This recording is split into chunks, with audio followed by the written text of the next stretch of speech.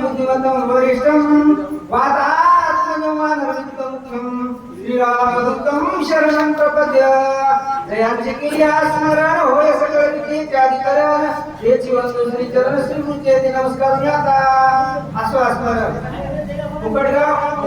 मुकटगाव आणि भावार्थ रामायणातील शक्ती प्रसंग आणि कथा परिसरचा रामायण पूर्वज धरतील दान पूर्वजाचे नवल कोण दिनोकी धरण रामकथा जमल्या देवाचे सूचक श्रुत्य मंडळी आणि सर्व महिला मंडळी मायबाप सर्व त्या ठिकाणी तुमच्या पायावर नतमस्तक होऊन सेवेला प्रारंभ असा काळ मी एवढा त्या ठिकाणी त्याच्या कसे होते मुखाशे समसमान एकदम पर्वतासारखे मुख होते आणि त्या पर्वताच्या जशा दर्या असतात त्या दर्यासारख्या त्याच्या चारही जीवा सळसळीत अशा दिसू लागल्या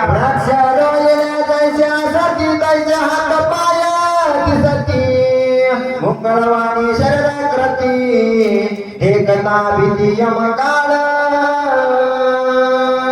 शरीर त्याचा असं पर्वताकार शरीर होतं मोठं मोठं फोड आणि एकदम ताणासारखे असे त्याचे पाय असे काटकासारखे उभे आणि असा सुनासारखे असे त्याचे केस असा खापरासारखा काळा झऱ्यासारखा आणि होता अति भयानक शरीरे त्या पाती तसे शिरे धुवा जावणी सत्वर पर्वतंत्र ठाकावा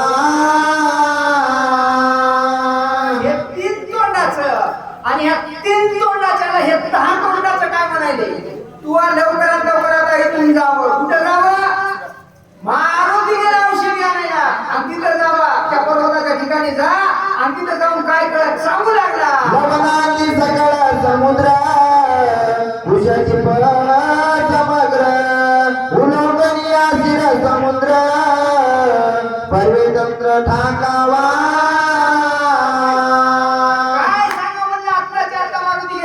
औषधी आणायला गेलेला मारुती लवकरात लवकर जाईल त्याच्यापेक्षा म्हणून वेगाने जा आणि गेल्यावर पुढे गेल्याच्या नंतर काय काय करेल सांगू लागला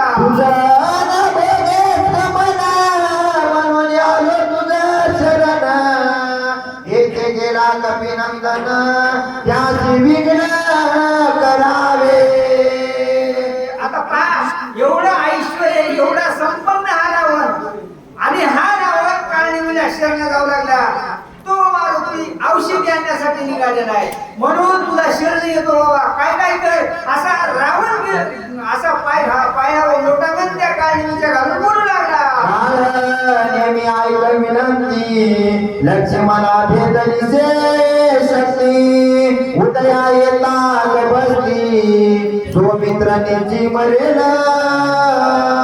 आई पप्पा काळनिमी कशी तरी युक्ती करून सौमित्राला न्याय ब्रह्मशक्ती त्या ठिकाणी टाकली आणि त्या ब्रह्मशक्तीचा असं वरदान आहे सूर्य उदय व्हायच्या अगोदर जर ती औषधी आणल्या आणि सूर्य उदय व्हायच्या अगोदर काहीतरी हे करून युक्ती करून हे झालं तर त्या लक्ष्मण वाचणार नाही आणि त्या औषधी आणल्या वाचत असा अपरिहार त्या काळामध्ये रावण देऊ लागला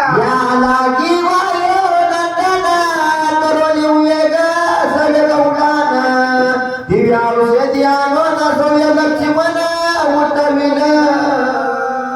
आणि आता वायूनंतर हा मारुतीला औषधी आणण्यासाठी गेलेला आहे आणि गेल्याच्या नंतर यायचं तर कसं मनोजू मारुती तुल्य मेघम मनाईपेक्षा गती जास्त आहे तिची आणि ती औषधी घेऊन येईल या करता असं त्या ठिकाणी त्या औषधी न आणू देण्याकरता मी तुम्हाला शरणी आलो असा काळनेमीला रावण बोलू लागला उदया येतात बसती आणून औषधी समजती वाचवावया निश्चिती प्रतिज्ञा मारुती करून गेला सूर्य उदय व्हायच्या अगोदर औषधी आणून सौमित्राला उठवी ही प्रतिज्ञा रामचंद्र प्रभू पुढी करून मारुती गेलेला आहे असा रावण बोलू लागला औषधी आम्हाला ताची उठेल लक्ष्मणा मग त्याची दुजल कोण राम लक्ष्मणा तुरबळी काय सांगा म्हणलं आता प्रतिज्ञा करून मारुती गेलाय आणि त्या औषधी आणून लक्ष्मणाला जर उठविलं ना दोघे त्या ठिकाणी एकदम आता लक्ष्मण उठल्याबरोबर राम आतुरबळी आहे, दोघं आतुरबळी, त्याच्यासोबत रणनंदन कोण करू शकत असा रावण बोलू हाती लागला. बळिया हा वायुनंदना कलिकाला नाटोपे जाण बलिच्या सकळ वानर गण त्यासी कोण झुंजल.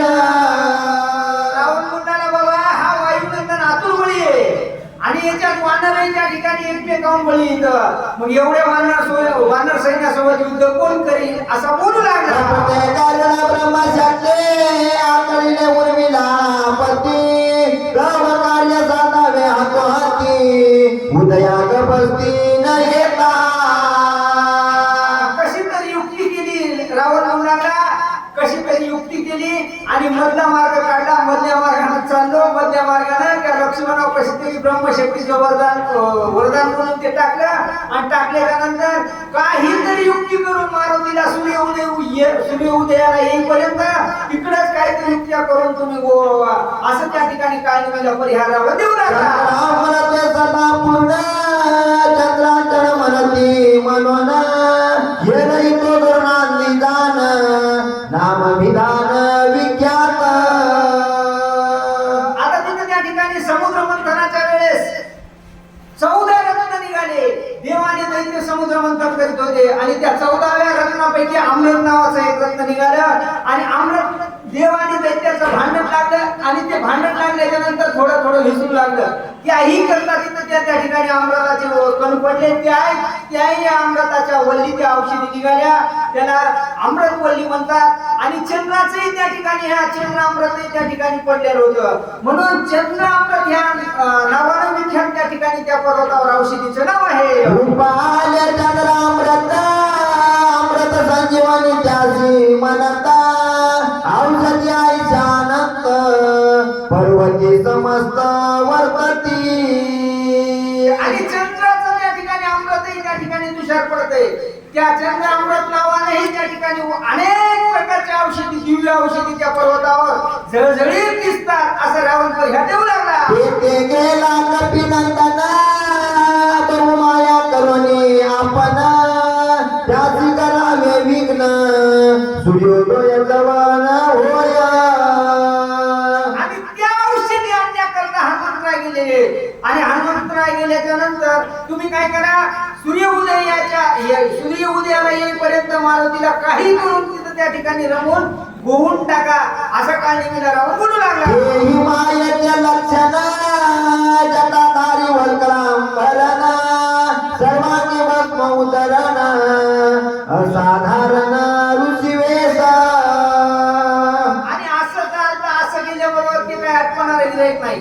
तुम्ही काय करा, साधू वेश धरा आणि साधू वेश एकदम तपस्वी वेश धरा आणि साधू वेश धरून तिथं काय काय करा सांगू लागला. तापस वेश धरेल पूर्ण करावा आश्रम निर्माण गोमामया कपिनंदन माया आपण करावी. तापस्वी वेश धरा आणि तापस्वी वेश धरून तिथं काय करा, सुंदर एक आश्रम निर्माण करा.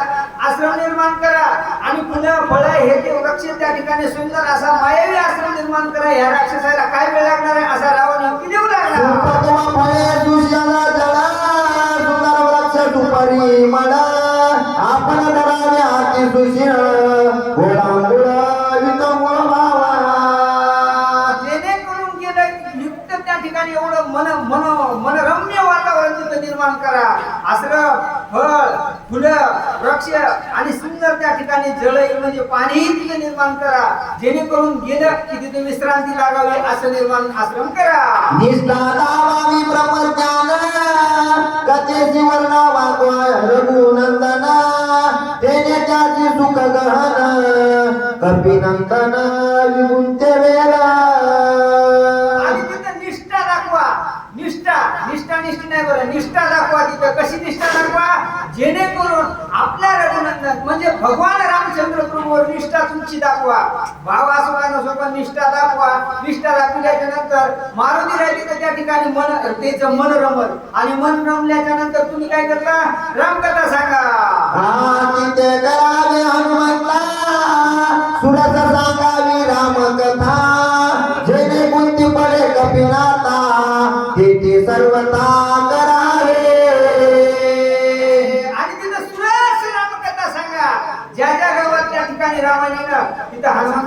आहेत. आणि ज्या गावात रामकथा नाही ना तिथं गावच नाही, ते मसन वाटत म्हणून समजावं. एवढं त्या ठिकाणी सांगतो की जिथं रामकथा नाही ना तिथं हनुमंतराय सतत वास्तव्य करतात, गावात माणसंही वास्तव्य करतात. आणि ज्या गावात रामकथा नाही ना ते गावच वास्तव्य करत नाही. असं कोण म्हणू लागला, रावण म्हणू लागला रामकथा सांगा. रामकथा सांगितल्याच्यानंतर हनुमंतरायच्या मनाला आनंद वाटेल आणि विश्रांतीही वाटेल. असं तुम्ही करा. ते महासुर राक्षसी प्राणी मात्रा सगळे ग्रासे आपण युक्ती साधावी आईसी जे कपिंद्रासी ते गिवी. असो तिथं त्या ठिकाणी एक पाण्यात मगर आहे आणि ती मगर आहे त्या ठिकाणी बऱ्याच दिवसापासून आलेली आहे. तिचं त्या विद्युत मालनी नाव आहे. तिथं त्या ठिकाणी तुमच्याकडून हे जर गिराईक नाही आटपलं तर तिकडे पाण्याकडे पाठवा पाणी प्यायला. आणि पाणी प्यायला गेल्याच्या नंतर तिथं प्राण घेतल्याशिवाय राहणार नाही. औषधी समीपासामी तारा जळ्याचा पूर्ण सरोवर सुंदर कमळी मनोहर तेथे कपिंद्र गोवावा. सुंदर औषधी त्या ठिकाणी फळं मुळं हे ते तिला काय त्या ठिकाणी लागेल ते द्या आणि त्याच्यात हनुमंतरायला गोहून टाका. गमन करणी विग्रहती सर्व प्रकारे असे शक्ती जेणे मरण पावे मारुती तेथे युक्ती साधावी. जेणेकरून होता होईल तेवढं मारुतीला मारण्याचे प्रयत्न करा. कशानं? औषधानं मारा, गुळानं मारा, चहानं मारा, दुधात त्या ठिकाणी काही टाका, फळे त्या ठिकाणी तशीच विषारी द्या, काय द्यायचं ते द्या, पण मारुतीला मारा. एवढी युक्ती करा. मी तुझा सांगतो कपट गती तव तू केवळ कपट मूर्ती तेथे माझी काय युक्ती सर्वता मारुती मारावा. रावण म्हणू लागला मी सांगावं का? अहो मी कितीतरी कपटाच्या वरती सांगावा, याच्याही पेक्षा तुम्ही माझे गुरु आहे. कपटाचे गुरु आहे तुम्ही. कोणाला काय नवीन म्हणू लागला? काम करून घ्यायचं असलं तर मामा असं बोलावं लागते. जर समजा साधारणतः गावात जर आजीच्या घरी टाकायला गेलं तर आजीचं किती वर्णन करावं लागतंय? किती वर्णन करावं लागतंय? नातापासून ती गेलेल्या आजा पंजापर्यंत करावं लागतं. तर तेव्हा ती काय बाई म्हणेल नेता, नाही तर काय तो कृष्णपणे म्हणले तुझी होय भाई. तसं रावण युक्ती करू लागला, म्हणू लागला बाबा मला तुम्ही कपटानं काय सांगावं? तुम्हीच कपटाच्या मूर्ती आहे, मला सांगायची गरज नाही. एवढ्या कपटाच्या युक्त्या तुमच्यापाशी होता होईल तेवढ्या युक्त्यानं हा मारुतीला मारण्याचे प्रयत्न करा. मरण पावला हनुमंत स्वामित्र मरण त्वरित मरण पावेल रघुनाथ तो का मृत्य त्याचे इकडे मारुतीला मरण आल्याबरोबर इकडे कोण वाचल? अहो सौमित्र मरेल. सौमित्र मेल्यानंतर रामचंद्र प्रभू मरतील. एका मागे एक याच्या बघा कपटाच्या युक्त्या. म्हणजे हा कपटाची मूर्ती होता रावण आणि त्याचा गुरु हे काळनेमी असून सुद्धा काय बोलतो पहा. मरण पावल्या रघुनंदन कैसने वाचन विभीषण सुग्रीवई जातील प्राण अर्धक्षण लागता. मग त्या ठिकाणी रघुनंदन मेल्याच्या नंतर सुग्रीव वाचल का? याची त्या ठिकाणी विचार पहा कशी रावणाची. सुग्रीव नाही मेला म्हणजे राज्य आपल्याला राहील ना, अशी त्या ठिकाणी युक्ती आहे रावणाची. असा युक्तिवाद रावणाचा होता. आणि रावण म्हणाला सुग्रीवही मरेल, सगळे एका मागे एक मरतील. नरने राजा मुमंत जुपती मरतील समजत एवढा काजल कार्यार्थ जरी हनुमंत मारिला. एवढं काय त्या ठिकाणी सिद्धीला जाईल आपल्याला. त्या कहाणीला म्हणला जर मारुतीला जर मारलं ना तर इतकं कार्य सिद्धी जाणार जाईल, कोणालाच मारायची गरज राहणार नाही आपल्याला. आणि सगळे एका मागे एक ऑटोमॅटिक मरून जातील. म्हणून धरिले ध्वनी चरणा दैनार्थ राज जाण चिंता सागरी बुडता पूर्ण दारू आपण सोय व्हावे. चिंता सागरात त्या ठिकाणी रावण उडालेला होता. पाया उठबस करू लागला, पाया पडला काळनेमीच्या आणि म्हणू लागला मी साष्टांग नमस्कार करतो. एवढं कार्य सिद्धीला गेल्याच्या नंतर तुम्ही त्या ठिकाणी मूर्त्याला तारू व्हा असा रावण युक्तिवाद देऊ लागला. माझ्या ज्ञानी भाती बहुता पदे चरणावरी मागता माझ होतसे प्राणाचा अवस्था जीवदाता तोई. साष्टांग नमस्कार रावण त्या काळनेमीच्या पायावर लोटांगण घालू लागला, लोळणे घेऊ लागला, म्हणू लागला आता तुम्ही काय करा, जीवदान त्या ठिकाणी मला द्या, माझा जीव तुम्ही दाता व्हा असा काळनेमीला विनंती करू लागला. ऐकता ती उंदर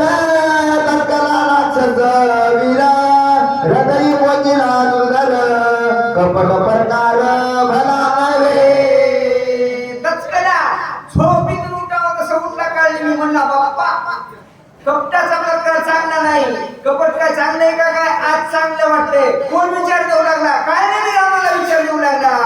कपट ललिता हिरण्यक जपू खडक विखंड केले वपू तेथे आमचा कोण प्रतापू रुद्र रूप जिंकावया. कपटाची गती कोणा झाली सांगू का मुलाला? अहो हिरण्यकश्यपूने काय केलं? हिरण्यकश्यपूने वरदान मागून घेतले. कोण देवाकडून वरदान मागितले, तपश्चर्या केली आणि बोलू लागला घरात नको, दारात नको, शस्त्रात नको, अस्त्रात नको, माणसात नको, प्राण्यात नको, कशालाच वरण नको, देवाने नको. आणि एवढे वर मागून घेऊन कपटाने काय करू लागला? हिरण्यकश्यपू मीच देव आहे सगळ्याला म्हणू लागला.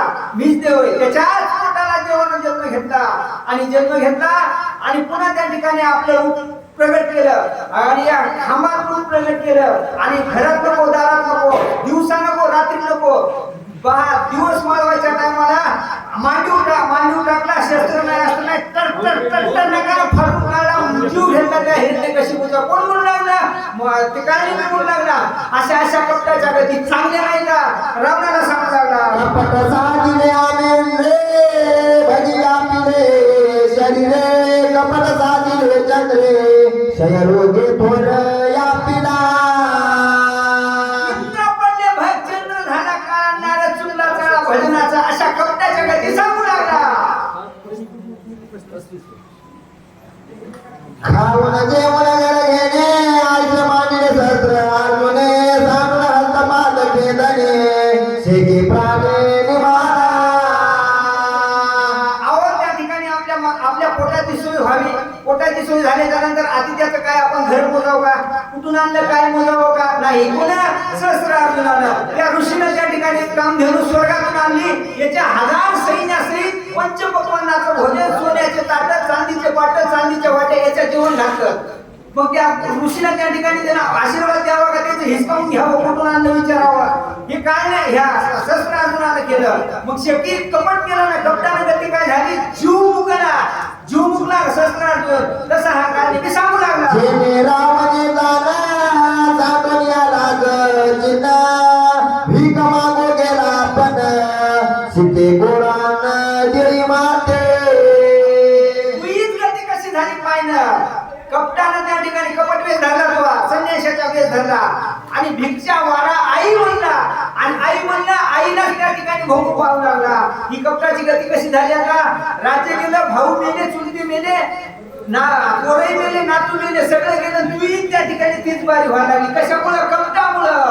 माता मने दियेसी भोग पाये दियेसी कपट मेळविले धुळीसी पुत्र सैन्यासी मारविले. सगळे त्या ठिकाणी मारले. माता म्हणलास, तिला भोग पाहू लागलास आणि भोगाच्या इच्छा अर्थ तुझ्या त्या ठिकाणी कपटानं गती काय झाली? पुत्र मेले, सगळे मेले आणि तुही गती तीच होणार आहे. आणि याच्या पुढचे त्या ठिकाणी सुंदर आमचे वाचक सूचक आलेले होते. आमची कथा शेवा एक होईल आहे का? बर चला. इतराची गती कायसी कपटे नाडिले देवासी ईश्वरत्न जाणली मानसी स्वयं लागला. इतराची गती काय सांगा म्हणजे तू जाऊ दे, तू भिक्षा मागितली असं मागू दे. पण साक्षात ब्रह्मांड नायक भगवान विष्णू परमात्म्यानं सुद्धा बळीपाशी भिक्षा मागितली. काय मागितलं? 3 पावलं जागा दे. बळीनं त्या ठिकाणी गुरु त्याच्या आडवाला, गुरुला आग्रह केलं. म्हणला देव भिक्षा मागायला, याच्या पुढचं काय होणार आहे? जाऊ दे म्हणला, सगळं जाईल. बळीनं त्या ठिकाणी